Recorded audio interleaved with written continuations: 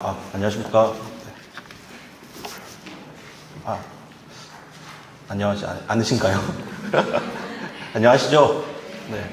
네, 저는 이종관 변호사라고 합니다. 저는 아까 처음에 강의해주신 이현정 변호사님하고 같이 아동권리보장원 자문을 맡고 있는 변호사고요. 그래서 아동학대 관련돼서 이제 지자체에서 아동학대 대응 업무를 하실 때 궁금하신 사항, 또 애매하신 사항에 대해서 법률적인 자문을 드리는 일을 하고 있고, 그 이외에 다른 각종 공기업이나 지자체에 대한 법률 자문하고 있습니다. 제가 이제 말씀드리고 싶은 부분은 정보공개 청구와 관련된 내용, 또 개인정보보호법과 관련된 내용 등 우리 아동학대 전담 공무원분들께서 업무를 하는 과정에서 마주하는 그 민원에 대해서 어떻게 대응을 해야 되느냐에 관해서 좀 말씀을 드리려고 합니다.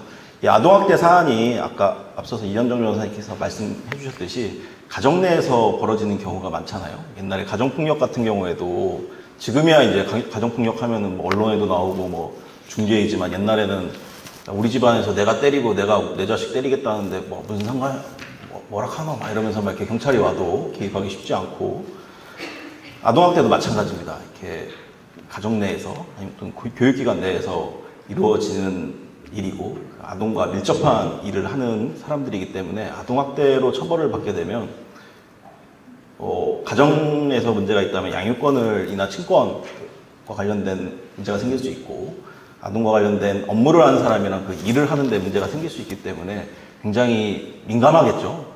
왜 나를 아동학대라고 하냐, 당신 경찰도 아니고 공무원이 왜 지자체에서 와가지고 나를 조사받으라고 하고, 당신 뭔데 내 집에 들어와서 현장 조사라는 걸 하려고 하느냐라고 각종 이제 민원을 제기할 겁니다. 또 요즘에 민원 같은 게 우리 민원을 우리 대통령도 바뀌신 대통령도 이제 친절하게 공무원들이 해야 된다 그런 얘기도 하시면서, 또 정보공개 청구라는 제도가 생기면서 또 이런 걸 이용해서 각종 기존에는 지자체에서 얼마든지 할 수 있었던 것도 당신들 무슨 돈 가지고 하는지 그 정보 공개해봐라 이런 식으로 하는 경우도 많잖아요. 그래서 이 아동학대 업무를 하시면서 마주할 수 있는 그런 민원에 대해서 어떻게 법적으로 대응할 수 있는지에 대해서 한번 말씀을 드려보겠습니다. 첫 시작은 정보공개 청구입니다. 이 정보공개 청구가 꼭 이제 지자체뿐만 아니라 대한민국의 모든 공직자, 또 공기업, 공공기관이라면은 이 정보공개 청구를 담당하는 담당자분들이 굉장히 많이 괴로워하시잖아요. 그냥 우리가 생각하는 상식적인 수준의 정보공개 청구만 있는 게 아니라, 야, 10년치 정보 한번 다 줘봐라. 이런 식의 권리를 행사하는 건지 남용하는 건지 애매한 정도의 수준에 이르는 정보공개 청구들도 있는 것 같습니다. 이 아동학대 그 업무를 하면서 이 공공기관 이제 정보공개법이라고 하죠. 공공기관의 정보공개에 관한 법률에서 이 정보공개 청구를 관장하고 있습니다. 공공기관이 관리하고 있는 정보는 공개가 원칙입니다. 정보공개법에 따르면. 다만 법에 예외 사유가 있는 경우에 한해서 우리가 비공개를 할 수 있어요. 자, 아까 이제 이현정 변호사님 그 앞에 강의하시는 거 보니까 저희가 상품을 되게 많이 가져왔거든요. 퀴즈를 내가지고 이제 맞추시면. 근데 뭔가 이 PPT가 잘못돼가지고 이게 퀴즈가 된 게 지금 답이 다 공개돼 있어가지고 제가 즉흥적으로 그래서 저 스타벅스 이거 많이 가져왔는데 다시 서울로 가져가서 제가 먹을 수는 없잖아요. 그래서 부산에다가 뿌리고 가려고 하니까 제가 즉흥적으로 한번 퀴즈를 만들어 보겠습니다. 정보공개법에 보면 말씀드렸지만 정보는 공개가 원칙입니다. 예외적으로 비공개 사유가 법에 정해져 있는 비공개 사유에 해당하여야지만 비공개를 할 수 있어요. 아동학대 대응 업무를 하면서 우리가 비공개 사유로 할 수 있는 거는 이 4가지 정도 됩니다. 그럼 여기서 퀴즈를 하나 내면, 그럼 정보공개법 9조 제1항에 이제 비공개 사유가 1호부터 땡호까지 비공개 사유가 적혀져 있는데 몇 호까지 있을까요? 땡. 6호보다 많겠죠. 저희 일단 6호가 있으니까. 8호요? 네? 하나만 해주세요. 몇 호요? 9호? 아닙니다. 자, 6, 네? 11호? 아닙니다. 아닙니다. 14호? 다운. 다운. 제가 지금 많이 좁혀졌기 때문에 제가 발언권을 드린 분들만 이제 해주십시오. 지금 경매하는 게 아니니까. 네, 나간 분. 다운. 네, 그럼. 11호. 아까 나왔었잖아요, 11호. 다운. 네. 8호. 네. 8호가 정답입니다. 네. 그 앞에 계신 게, 오늘 입찰이 뜨거웠습니다. 네, 8가지 비공개 사유가 있습니다. 가장 마지막 8호가 이제 공개될 경우에 부동산 투기나 매점 매석 등의 우려가 있는 정보라고 해서 그걸 마지막으로 해서 8가지 사유를 적고 있습니다. 먼저 1호, 이제 그 8가지 중에 이 4가지 정도가 우리 아동학대 업무와 좀 관련성이 있는 것 같습니다. 뭐야. 제 거는 퀴즈가 가려져 있네요. 아동복지법 그 1호에는 다른 법률에 따라서 비밀이나 비공개로 할 수 있는 정보는 비공개할 수 있습니다. 우리 아동학대 업무를 하면서 적용되는 법률이 크게 2가지잖아요. 아동복지법과 아동학대 처벌법입니다. 그러면 아동복지법하고 아동학대 처벌법은 다른 법률에 따라 비밀이나 비공개 사항으로 규정된 정보라서 이게 정보공개 청구 왔을 때 아동복지법상 아니면 아동학대 처벌법상 비공개 사유로 정해져 있기 때문에 비공개하겠습니다 라고 할 수 있을까요? 없을까요? 이걸 맞추시면 제가 고급 볼펜을 드리겠습니다. 손을 들고 맞춰주십시오. 확률은 2분의 1입니다. 앞분이 틀리시면 뒤에 분 손 드시는 분이 자동으로. 네. 5. 아닙니다. 다음 분, 네. 없습니다. 네, 없습니다. 볼펜을. 뭐야. 없습니다. 그 이유는 뭐냐면, 단순히 그 아동학대복지법에 따르면 업무상 알게 된 비밀을 누설하면 안 된다. 아동학대 처벌법에는 직무상 알게 된 비밀을 누설하면 안 된다 되어 있는데, 단순히 이렇게 비밀 유지 의무를 규정한 것만으로는 이 정보공개법 1호에서 얘기하는 다른 법률에 해당하지 않습니다. 참고로 가져온 게 밑에 있는 이제 학교폭력 예방법인데, 저기에는 그냥 비밀 유지 의무를 규정해 놨을 뿐만 아니라 시행령에서 뭐 어떤 정보에 대해서는 비공개해야 하는지까지 상세하게 규정을 하고 있습니다. 근데 아동학대 처벌법이나 아동복지법은 그렇지는 않습니다. 그래서 법원이 저 2가지 법률상 비밀 유지 의무를 이유로 비공개할 수는 없다고 하고 있습니다. 그래서 정보를 이제 비공개하실 때는 1호를 쓰면 안 됩니다. 아시죠?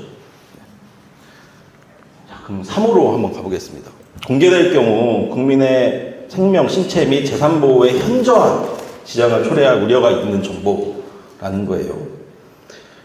우리 아동학대 정보공개 청구하는 사람은 보통 둘 중 하나예요. 가해자거나 피해자의 보호자거나. 가해자는 왜 나를 아동학대로 살해 판단했는지 그 근거 가져와봐라. CCTV 가져와봐라. 회의록 가져와봐라. 보호자는 우리 애가 이렇게 정서적 학대를 당했는데 왜 지자체에서 일반 사례로 분류했는지 그 근거를 가져와봐라. 이렇게 하는데, 우리 사례 판단 회의록이나 관련된 CCTV를 공개하면은, 우리가 생각할 때는 우리 아동의 생명과 신체, 이런 거에 현저한 지장이 발생할 수 있다고 생각을 하는데, 법원은 생각보다 정보 공개를 청구하는 사람의 권리를 조금 더 넓게 보는 것 같습니다. 그러니까 정보공개법이 원칙적으로 공개, 예외적으로 비공개를 규정하고 있기 때문에 그런 것 같은데요. 실제로 수사기관이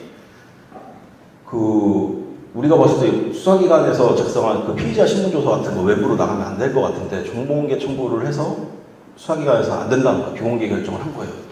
공개되면 이제 피해자의 생명과 신체, 재산 이런 게 위해가 발생할 우려가 있다고 해서, 근데 법원으로 가서 이제 비공개 처분 취소 소송을 하면은 법원에서는 스토킹 범죄 피의자가 누군가 피해자가 저 사람이 나 스토킹을 했다고 해가지고 신고를 한 거예요. 근데 수사기관에서 이게 스토킹이 아니다 했더니 가해자로 몰렸던 사람이 대체 왜 나를 이렇게 가해자로 몰려서 나 이렇게 경찰서 들락거리게 하냐. 그래가지고 내가 왜 이렇게 신고당했는지 그 관련된 내용을 공개하면 안 될 것 같잖아요. 우리가 봤을 때는.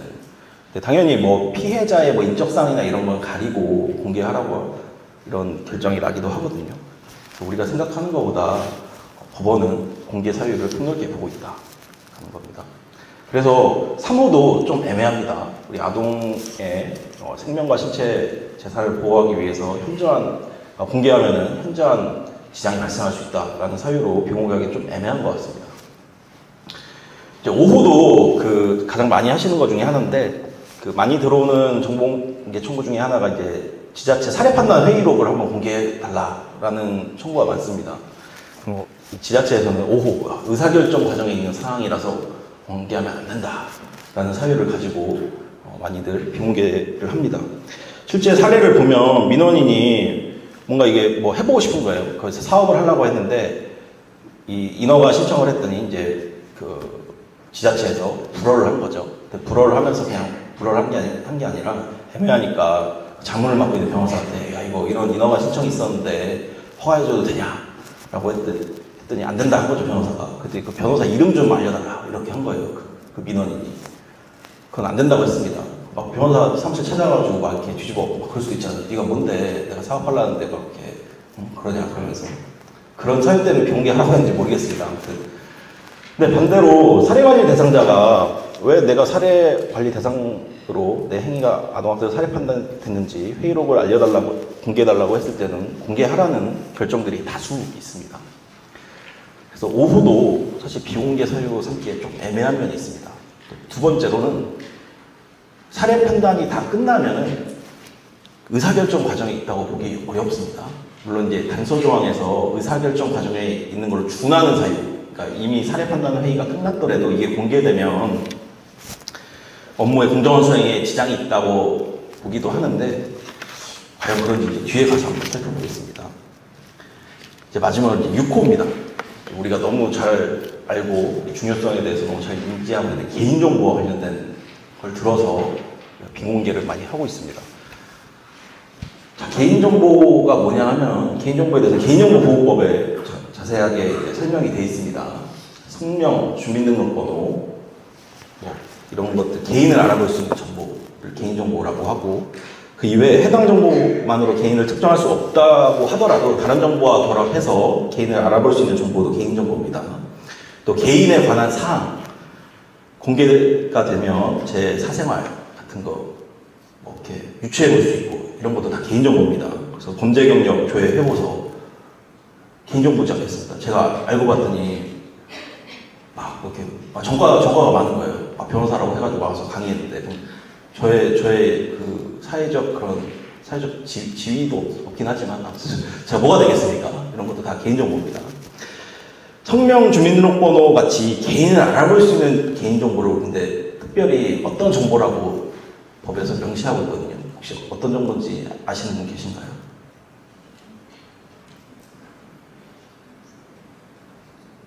손 들면 볼펜 또는 스타벅스를 드릴 텐데 큰 웃음을 주시면 스타벅스를 드리고 예. 개인 식별 그 다음에 번호? 하나만 해주세요. 정보? 네. 볼펜을 드리겠습니다. 별로 재미가 없어서. 네, 개인 식별 정보라고 합니다.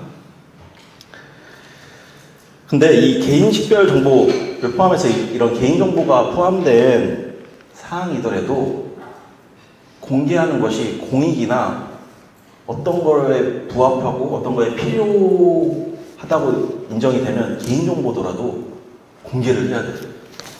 어떤 걸까요? 저 칸안에 들어갈 거. 인터넷 검색하시면 안 됩니다. 이건 좀 어려워서 제가 스타벅스를 드리겠습니다. 재미가 없어서. 근데 이거 맞추기 좀 어려우실 거예요. 대의요? 네? 대의요? 스타벅스 그냥 드리겠습니다. 오답인데. 제가 아동학대 교육을 하면서 대의를 논하시는 분은 처음이라서 네, 알겠습니다. 오답입니다. 아닙니다. 네. 뭘까요? 공익에 받는 말이라고 생각할 수도 있습니다. 근데 사익하고 비슷한 말인데 사익은 아닙니다. 법에 사익이라고 되어 있는. 사익을 위해서 공개할 수 있다고 법에 되어 있진 않겠죠, 당연히. 넘어갈까요? 네. 아니요, 이쪽 여기거든요. 개인의. 두 글자 빼고 맞았는데 오답입니다. 개인의 이. 아닙니다. 네? 뭐라고요? 달래요. 달라고요? 뭐를요? 달라고 합니다. 맡겨두셨어요. 알겠어요. 스타벅스 하나 드리고 정답은 개인의 권리구제입니다. 개인의 권리 구제를 위해 필요한 정보는 공개하라고 되어 있습니다.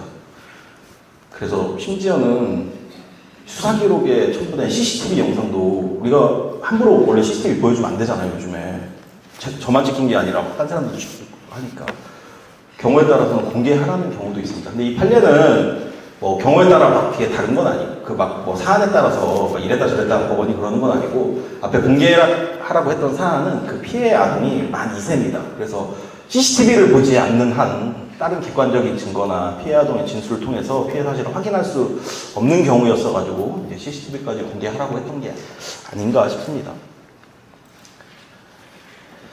자, 그래서 그 정보 이런 것도 공개해야 되냐 하면서 이제 많이 질문하시는 게, 아니 이 두 부부가 엄마 아빠가 자기들끼리 막 이혼소송하면서 자기가 양육권 가져오려고 지자체에다가 신고하는 거예요. 우리 남편이 맨날 애 때리고 나도 때리고 막 그랬다 해가지고 막 신고해가지고 막 이렇게 조사를 하게 만들어요. 그 다음에 이제 정보공개 청구를 합니다. 그 청구하는 이유는 이혼소송을 하는 부모에다 갖다 내려고. 이 지자체에서 조사한 결과를, 그래서 자기한테 양육권 소송에서 유리한 고지를 점하기 위해서 정보공개 청구 제도를 이용하는 경우가 있습니다. 공개해야 될까요? 이상하죠. 사적으로 소송하는데 공권력을 이용한다는 게. 근데 아까 말씀드렸다시피 공익뿐만 아니라 개인의 권리 구제에도 필요하다면 공개를 하도록 하고 있고, 소송은 개인의 권리를 구제하는 법적인 절차입니다. 그래서 소송 중에 있는 소송 자료를 활용하기 위해서 정보공개 청구를 한다고 해서 꼭 우리가 비공개할 수 있는 건 아니, 비공개하는데 정당한 사유가 있다고 할 수는 없습니다. 이런 경우도 있어요. 특히 우리나라 그러니까 형사 범죄 중에 가장 많은 게 사기죄잖아요. 사기죄가 제일 많은데, 이 사기죄 돈 빌려줬다가 못 갚아도 사기입니다. 차용금 사기라고 해가지고 마치 이제 돈을 나중에 갚을 것처럼 기망을 한 거 이제 차용금 사기라고 하는데, 민사소송 돈 못 갚으면 그냥 민사소송 하면 될 것 같잖아요. 근데 많은 사람들이 형사 고소를 합니다. 왜 할까요? 그냥 돈 빌렸다 못 갚았는데 이 사기쳤다고 이렇게 고소하는 거예요. 그러면 이제 조사하면은 경찰이나 검사님이 증거를 다 만들어주잖아요. 다 불러가지고. 그래서 일부 어떤 이제 수사기관에 종사하시는 분들은 사기죄 고소 들어오면, 아, 내가 진짜 민사소송 증거 만들어주고 있네, 막 이렇게 푸념하시는 분도 계신데. 아무튼, 요 사안은 밑에 있는 판례는 좀 재밌는 건데, 국가정보원에서 이제 인지 산업 스파이를 인지를 한 거예요. 이거 좀 산업 스파이가 있어가지고 경찰에다가 알렸어요. 여기서 이 업체에서 여기 기술자들 싸게 데려가가지고 우리 산업 스파이 하고 있다. 그러니까 이제 경찰에서 대대적으로 압수수색하고 그 업체를, 경쟁 업체를 한 거예요. 근데 해봤더니 그냥 자발적으로 이직한 거고 산업 스파이 이런 게 아니었던 거예요. 그랬더니 이제 그 신고당한 그 업체에서 정보공개 청구를 했어요. 국정원장 상대로. 대체 누가 나를 이렇게 신고했냐?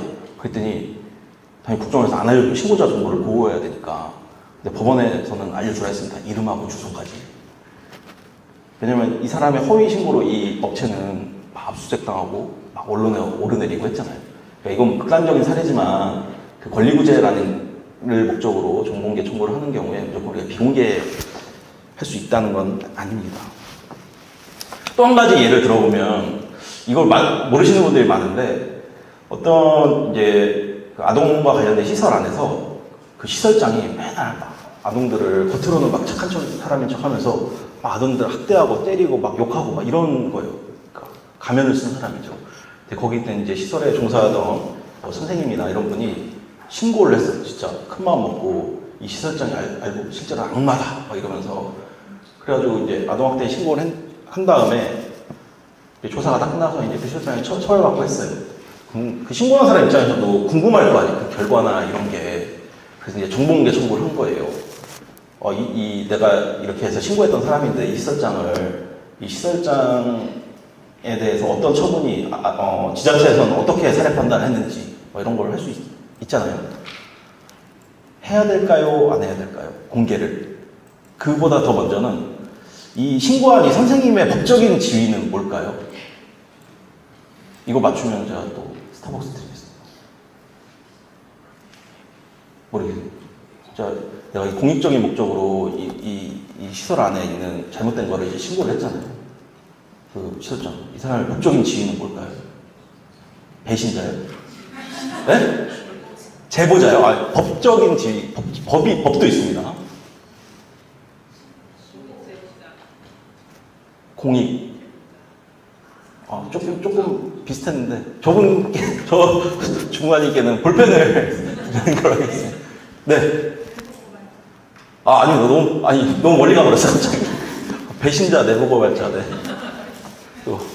거의 다 왔는데.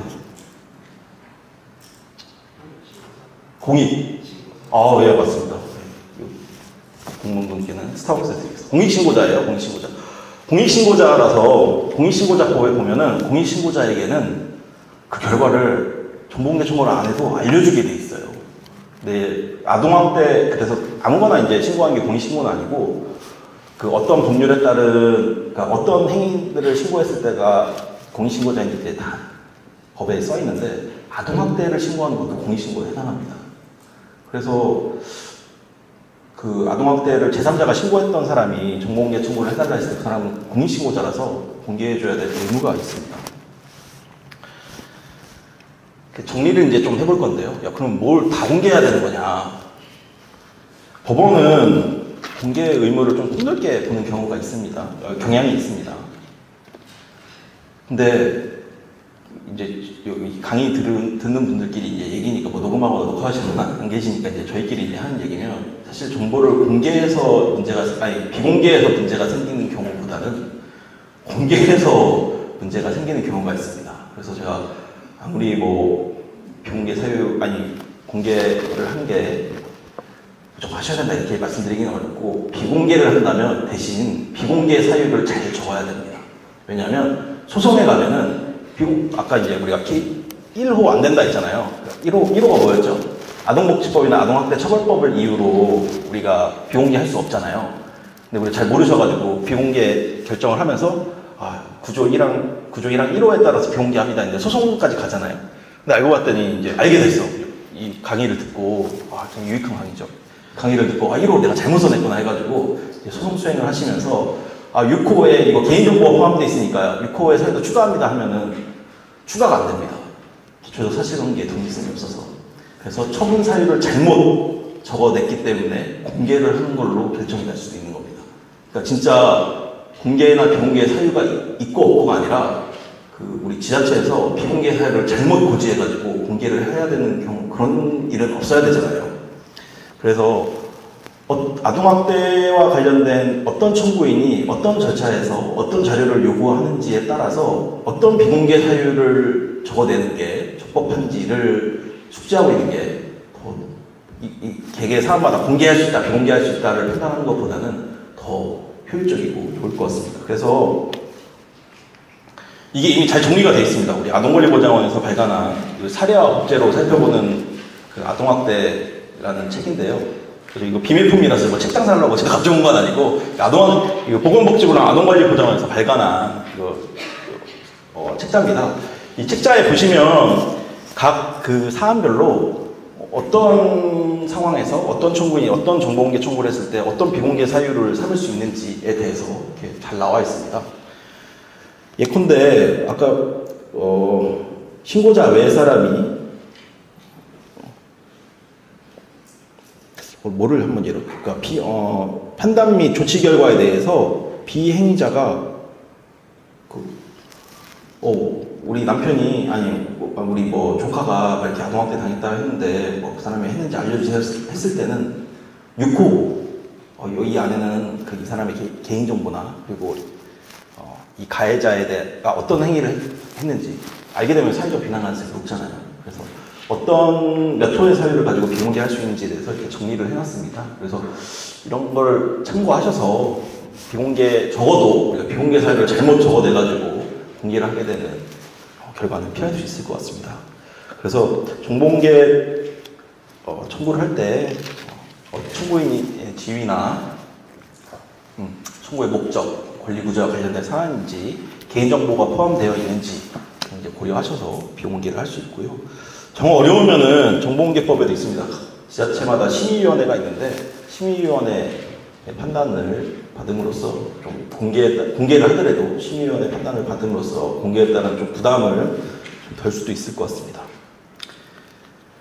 근데 이런 경우가 있어요. 이 정보 공개와 관련된 내용은 아닌데, 이 아동학대는 그 아동학대 신고가 되면 우리 지자체에서는 조사를 하고 수사기관에서는 수사를 하고 또 사례관리 연계 처분하면 아동보호 전문기관으로 이제 사례관리 연계를 보내기도 하고 또 아동보호 전문기관 중에 이제 거점에는 이제 심리지원팀이라는 곳이 있어서 거기서 심리지원을 하기도 하잖아요. 그래서 아동학대와 관련돼서 여러 기관들이 직접적으로 이제 동시에 움직이기 때문에 그와 관련돼서 정보 공유를 해달라는 요청이 굉장히 많이 있습니다. 근데 우리가 이제 취급하는 정보가 이 아동의 심리 상태, 이 아동이 어떤 행위를 당했는지, 이 가해자가 어떤 관계에서 어떤 행위를 했는지 다 민감한 정보들이란 말이에요. 그래서 이런 질의가 있었습니다. 우리 심리 상담을 했는데 이 결과를 경찰에다 줘도 되냐? 아니면 우리 아동보호 심리지원팀은 아동보호 전문기관이잖아요. 아동보호 전문기관의 선거를 지자체 아동학대 공무원한테 이걸 그냥 넘겨줘도 되냐? 이런 질문이 있었습니다. 될까요? 안 될까요? 왜 돼요? 제가 알려드리겠습니다. 아니, 협력관계고요. 법에 근거가 있습니다. 그 아까 말씀드렸다시피 그런 아동학대와 관련돼서 생산되는 정보는 그 민감정보를 다 포함하고 있어요. 그 관련된 내용이 개인정보에 해당하는 거는 다툼의 여지가 없습니다. 근데 개인정보보호법에 보면은 법령에서 민감정보의 처리를 요구하거나 허용하는 경우에는 할 수 있대요. 처리가 뭐냐면 처리는 모든 걸 포함합니다. 수집하고 제3자한테 제공하고 이용하고 이걸 다 개인정보 처리라고 하거든요. 아동복지법 57조에 가면은 다음 각호의 업무를 수행하기 위해서는 개인정보를 처리할 수 있대요. 다음 각호의 서류 이렇습니다. 사실상 아동학대 대응과 관련돼서 지자체나 아동보호 전문기관에서 할 수 있는 업무와 관련돼서는 사실상 모든 거를 개인정보를 상호 간에 공유할 수 있도록 법에 근거가 있습니다. 그래서 이 법에 근거가 없어가지고 못할 것 같다. 그렇지 않습니다. 그래서 법에 근거해서 업무를 하시고 계시니까 그 부분은 염려 안 하셔도 될 것 같습니다. 아동복지법입니다. 자, 여기까지는 이제 알았는데 갑자기 제3의 기관이 튀어나옵니다. 법원입니다. 법원에서 갑자기 뭐가 띡 날라와요. 몇 월 며칠까지 이 문서를 아동학대와 관련된 문서를 제출하십시오. 이거와 관련된 거에 대해서 회신을 해주십시오. 그런 서류들 한 번씩 다 받아보신가요? 아직 못 보셨습니까? 근데 법원에서 날라온 서류라고 해서 다 효력이 똑같은 건 아닙니다. 법원에서 이제 사실조회라는 절차를 통해서 할 수도 있고 문서제출명령이라는 절차를 통해서 할 수도 있고 문서송보 족탁을 위해서도 할 수 있습니다. 제일 중요한 건 내가 이걸 제출을 안 했을 때 나한테 불이익이 있느냐, 이제 그게 가장 중요하잖아요. 아닌가요? 법원은 사법부니까 그냥 나 다 안 따라야겠다 이렇게 하고 안 줄 수는 없잖아요. 그중에 이제 사실조회는 제출 의무가 있지 않습니다. 문서제출명령이라는 게 있습니다. 몇 월 며칠까지 사례판단 회의로 아니면 사례판단 과정에서 생산된 자료 일체를 제출하십시오. 이렇게 오면은 제출해야 될 의무가 있을까요? 없을까요? 이것도 맞추면 상품을 드리겠습니다. 손을 들고 맞추셔야지. 어차피 오늘 한 번 보고 다 이제 다시 안 볼 사람들이니까 틀리셔도 창피할 거 없습니다. 문서제출 명령은 우리가 따라야 될 의무가 있을까요? 없을까요? 그냥 스타벅스 제가 서울 가서 먹겠습니다. 그러면. 네, 문서제출 명령은 의무가 있습니다. 따르지 않으면 500만 원 이내의 과태료에 처하게 됩니다. 그래서 이게 우리가 제가 옛날 법 공부할 때 너무 암기할 게 많으니까 뭐 이렇게 다 이렇게 있다 없다 이렇게 다 외우기 명령 사실조회 외우기 어렵잖아요. 그러면 이렇게 암기하는 앞글자를 딴다든지 그런 게 있는데 이것도 제가 하나 개발했습니다. 명령은 의무가 있다 했잖아요. 저기 울림자가 많아요. 이응이 명령. 그래서 이응 있다.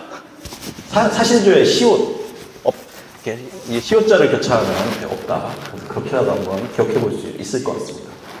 그래서 정보공개 청구나 정보공유에 관해서는 이 정도 말씀을 드리고 질의응답 시간에 필요한 부분이 있으면 말씀을 드려보겠습니다. 이제 정보공개 청구를 넘어서서 이제 아동학대와 관련돼서 이제 제기되는 각종 민원에 대해서 한번 얘기를 해보려고 합니다. 이것도 퀴즈입니다. 아래와 같은 민원을 지칭하는 용어를 맞추시는 분께는 또 상품을 드리겠습니다. 폭언, 폭행 등 위협행위와 공무방해 행위가 수반되는 민원, 정당한 행정 서비스를 요구하는 일반적인 민원과 구별되는 민원.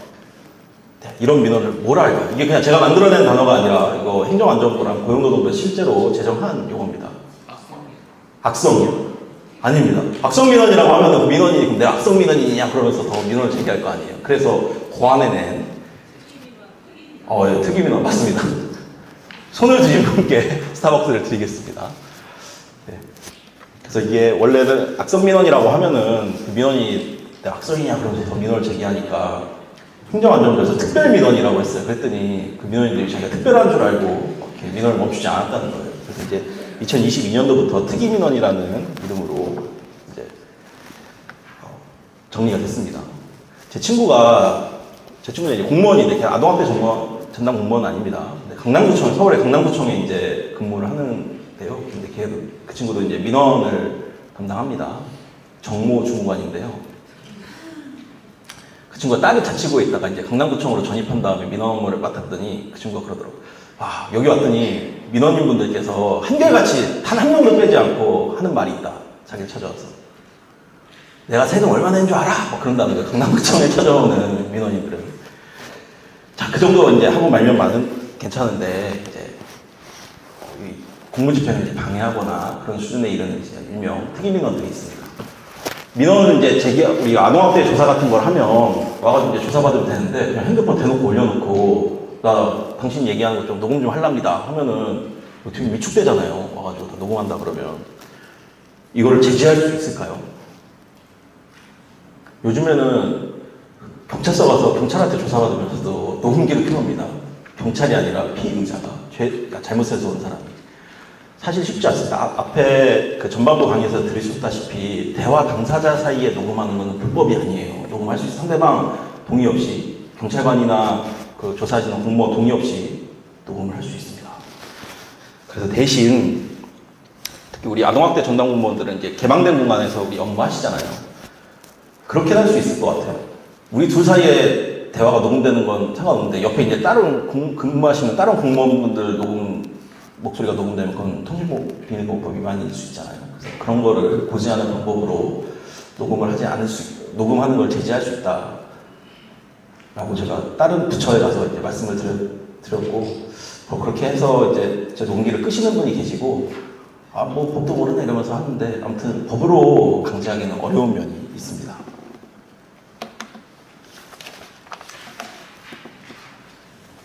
네, 이 부분 앞에 부분이랑 이제 중복이 돼서 넘어가겠습니다. 이제 가장 또 이제 민원인들이 얘기 많이 하는 것 중에 하나가 정당하게 이제 조사 다 하고 했더니 이 공무원이 개인정보 유출했다 이러면서 이제 고소하고 막 그러는 거예요. 신고하고 막 감사실에다 민원 넣고. 그런 것 중에 하나가 이런 게 있었어요. 조사받으러 이제 왔는데 대지를 하게 된 거예요. 대지를 가해자랑 피해자랑. 근데 피해자 쪽에서 그 아내가 이제 임금체불 피해를 입었거든요. 그 미용실 원장이고 가해자는. 피해자가 아니고 남편이 대신 나온 거예요. 그랬더니 이제 그 근로감독관한테 가해자가 아니 왜 남편이 나오냐 그랬더니 그분이 최근에 임신을 하셔가지고 이런 데 오시면 스트레스 받는다고 해서 남편이 대신 진술하러 왔어요. 그렇게 얘기하고 넘어간 거예요. 근데 그런 정도 얘기할 수도 있을 것 같잖아요. 그래서 그 피해자가 이제 난리가 났어요. 내가 임신한 사실 개인정보인데 그걸 가해자한테 개인정보를 유출했다. 그래가지고 고소를 한 겁니다. 이거 실제 사안입니다. 제가 지금 맡고 있는 사건입니다. 이 사안을 처음에 받고 당연히 임신한 사실은 민감정보에 해당합니다. 개인정보에. 그래서 어떻게 이거를 변호를 해야 될까? 라고 3명의 변호사가 머리를 모아서 저희가 짜낸 건 그렇습니다.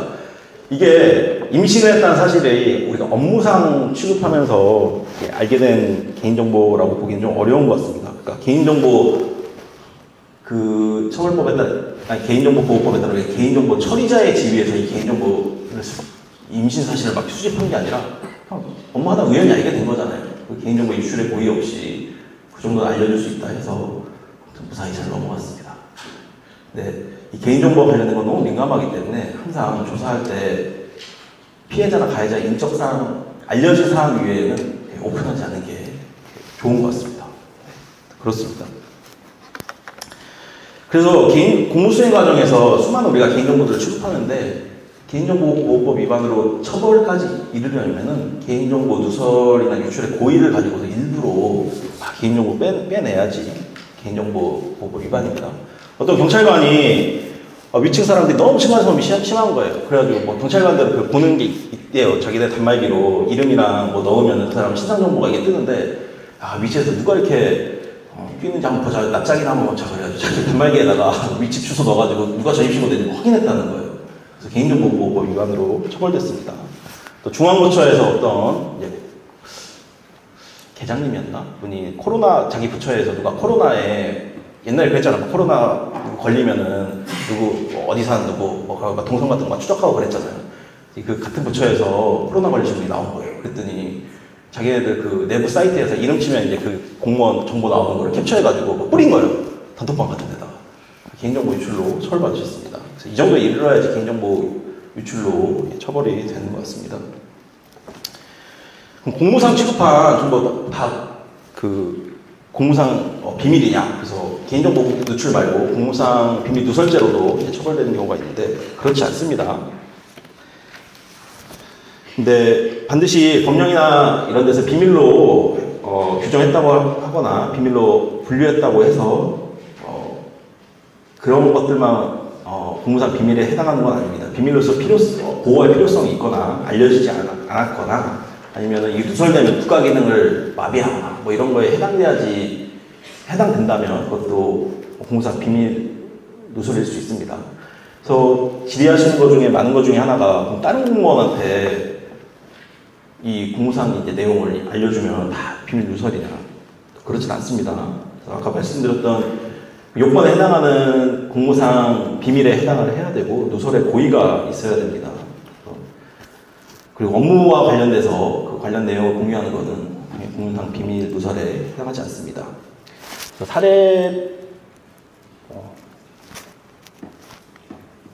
사례를 하나 이제 가져왔는데요.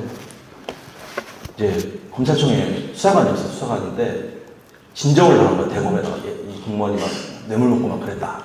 그랬더니 이제 그 감찰 담당하는 그 수사관한테 내가 그 진정인이랑 지금 합의 한번 볼라니까 그 진정인 좀 진정서랑 이런 거 좀 알려주라. 나를 뭘로 이제 진정인이라도 좀 알아야 되지 않겠냐. 해가지고 팩스로 넣어줬어요. 이건 공무상 비밀 누설죄에 해당할까요? 말할까요? 해당합니다. 왜 해당할까요? 공무상 비밀이기도 하고 이 수사관이 정보공개 청구나 이런 걸 해서 그거에 따라 적법하게 내줬으면 공무상 비밀 누설이 아닐 수도 있었을 것 같긴 해요. 근데 그냥 친분관계에 따라서 팩스로 갖다가 임의로 넣어준 것 때문에 공무상 비밀 누설로 처벌이 된 것 같습니다. 그래서 유의할 점은 공무상 그런 업무상 알게된 비밀을 취급할 때는 그걸 외부에 나갈 때는 반드시 적법한 절차, 정보공개 청구라든지 공문을 통한 그런 다른 기관의 요청 이런 걸 통해서만 외부로 반출이 돼야 되고 그 안에서도 최소한의 그 업무에 필요한 최소한의 범위 내에서만 공개할 필요가 있습니다. 와가지고 막 거짓말하는 사람들 많잖아요. 그 아동학대 했어요, 안 했어요? 했다고 하는 사람 드물 거예요. 아까 앞서 이현정 변호사님께서 말씀해 주신 것처럼 거짓말했다고 해서 형사처벌되는 건 아닙니다. 그리고 피의자 위에 아까 자기부재 원리가 있어가지고 그 신고 당한 사람은 당연히 거짓말 할 수 있는데 그 이외의 사람이 이 사람 감춰주려고 막 거짓말을 했다는 거예요. 자, 그런 경우에도 거짓으로 인해서 이 직무집행 자체가 현실적으로 곤란해져야 돼요. 왜냐하면 수사기관이나 공무원한테는 진실을 파헤칠 의무가 있습니다. 근데 거짓말을 하더라도 우리는 진실을 파헤쳐야 돼요. 공무원분들은. 근데 이 사람 거짓말 때문에 아무리 우리가 주의를 의무를 다하더라도 현실적으로 그 직무집행이 곤란해졌을 때 그럴 때 이제 공무집행 방해가 됩니다. 정보공개 청구 관련돼서 또 이런 얘기도 있었어요. 반복적으로 막 정보공개 청구 어마어마하게 국민권익위원회 유명하신 분이 한 분이 이땡땡씨인데 민원인이에요. 그분이 1년에 전국 중앙부처와 지자체에 제기하는 민원이 10만 건입니다. 한 사람이. 정보공개청 포함해서. 여기서 실명하면 저도 고소할 것 같아가지고 이땡땡씨 되게 유명하신 분이거든요.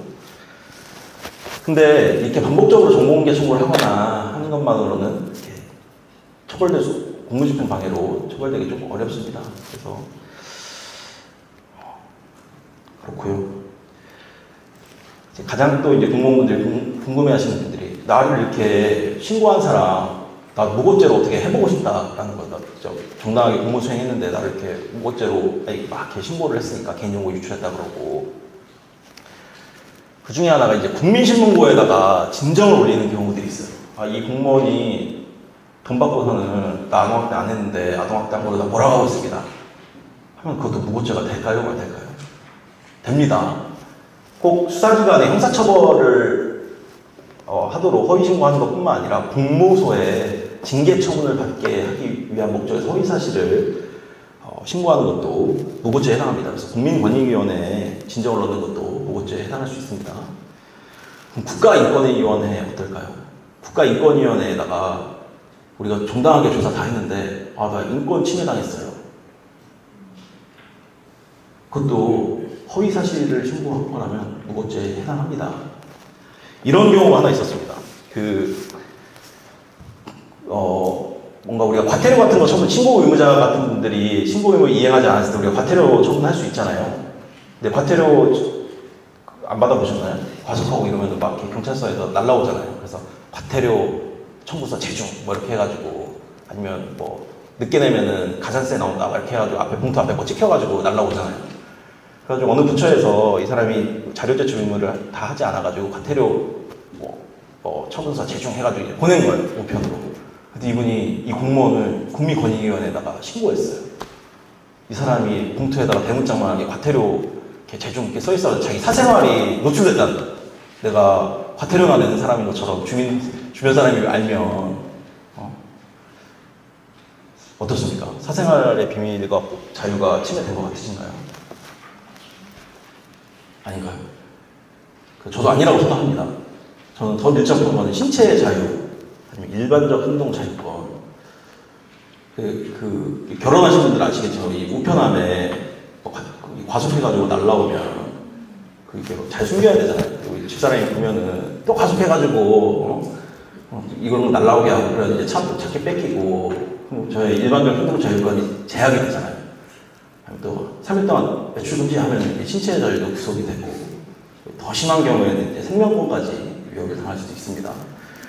근데 실제로 그게 사생활의 비밀의 자유를 침해했다고 해가지고 막 이렇게 인권위원회에서 공고가 나오는 경우도 있어요. 국민건강보험공단에서 보험료 체납했다고 해가지고 보냈더니 이제 그렇게 보내지 마라 막 그렇게 결정한 선례도 있었습니다. 아무튼 인권위원회 우리 진정하더라도 허위사실이면 무고죄로 우리가 대응할 수 있습니다. 진짜 이런 사람도 있어요.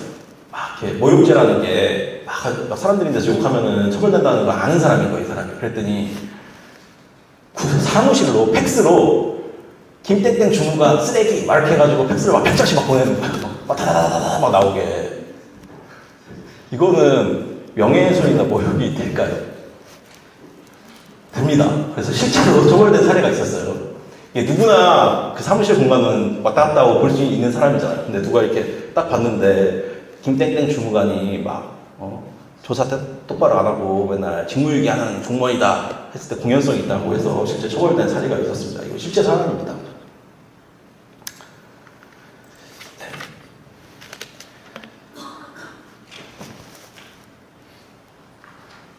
넘어가도록 하겠습니다.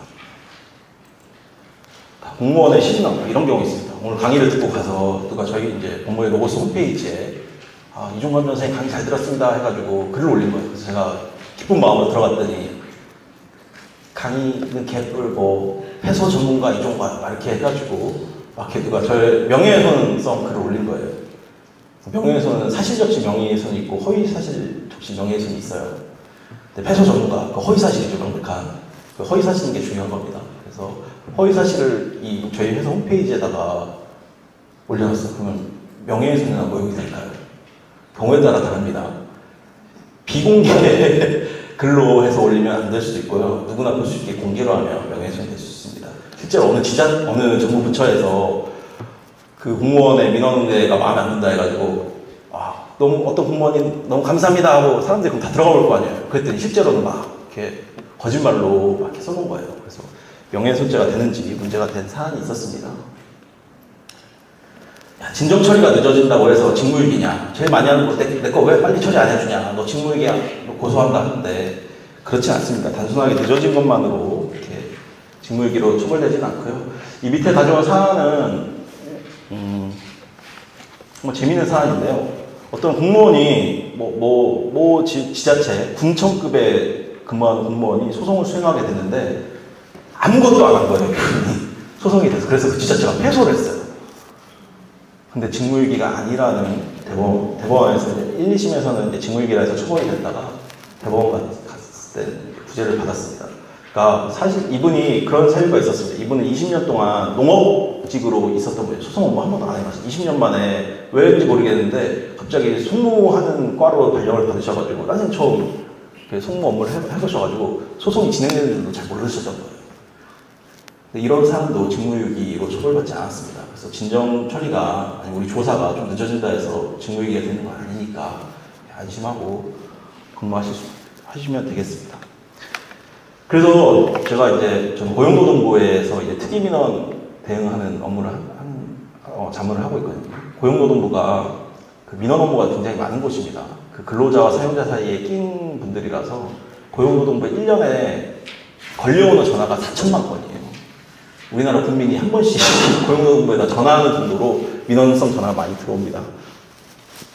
근데 그렇게 민원만 제기하면 모르겠는데 공무원들 개인을 이렇게 고소하는 경우 아까 가져왔던 게 실제 사례들입니다. 개인정보를 유출했다, 직무유기했다, 공무상 비밀 누설했다 해가지고 공무원 개인들을 고소를 하는 거예요. 아동학대 공무원들도 마찬가지예요. 아동보호전문기관도 이 사람이 내 개인정보 유출했다, 내가 아동학대하는 거 어디서 유출했다 해가지고 막 이렇게 고소를 해요. 그러면 이제 경찰서에 가서 공무원분들이 가가지고 막 조사받고 오는데 경찰서에서 전화 온다는 것 자체가 되게 견디기 힘든 일일 뿐만 아니라 이 공무원을 고소할 정도의 민원인이면 이미 그 앞에 이미 할 수 있는 다른 그 악성 민원은 다 한 거예요. 정보공개청구를 악용하고 와가지고 막 고성 어쩌고 내가 누군지 아냐고 막 하고 내가 너희 부청장이랑 어제도 막 밥도 먹고 사우나도 하고 막 다 했다고 막 그렇게 막 하고 막 그런 분들이 있기 때문에 고소는 사실상 거의 마지막 단계에서 민원이 취하는 방법입니다. 그래서 고소당하면은 이제 그때는 불안감이 들어요. 당연히 나도 잘못 안 했는데 야, 이 사람이 고소까지 했으니까 나 진짜 내 신상에 뭐 문제 생기는 거 아닌가라고 이렇게 생각을 합니다. 근데 내 돈으로 이렇게 변호사 선임해가지고 또 뭐 어떻게 그게 한두 푼이어야죠. 아무리 요즘에 변호사 많아졌다 해도. 근데 잘 모르고 계셔가지고 알려드리려고 가져왔는데 이 민원처리법이라는 게 생겨서 생긴 지 좀 됐습니다. 근데 더 강화가 돼서 이 공무원들이 직무를 수행하다가 고소고발 당하면 법률 지원을 할 수 있도록 시행령이 개정이 됐습니다. 필요한 조치를 하도록. 실제로 이 중앙행정부처는 전부 공무원 책임보험에 들어있고 이 지자체도 공무원 책임보험이나 행정종합배상공제제도에 가입이 돼 있습니다. 그래서 소속 공무원분들이 아동보호 전문기관 종사자도 마찬가지고요. 직무 수행하시다가 억울하게 고소고발 당하면 변호사 비용을 지원을 해줍니다. 이 보험사에서. 그래서 그냥 가지 마시고 나라에서 이 공직을 수행하는 과정에서 발생하는 거에 대해서 나라에서 이제 법률적인 지원을 해주고 금전적인 지원까지 해주기 때문에 꼭 많이 이용하시면 좋을 것 같습니다. 저희 법무법인도 하고 있습니다. 제가 하고 있는데요. 저희 법무법인은 돈을 받지 않고 해드립니다. 공무원들이 업무상 발생한 문제에 대해서 고소고발 당하면 수사단계에서 저희는 그 수임료를 받지 않고 최종적으로 불송치, 무죄, 무혐의 결론이 났을 때만 이 보험을 통해서 저희가 돈을 받고 저희는 워낙 민원이 많이 하니까 이 공무원들 고소당하는 거 저희는 그런 경우도 있고 아무튼 이런 보험제도가 있으니까 이용을 하시면 법적인 조력을 두텁게 받으실 수 있을 것 같습니다. 제가 준비한 건 내용은 여기까지고요.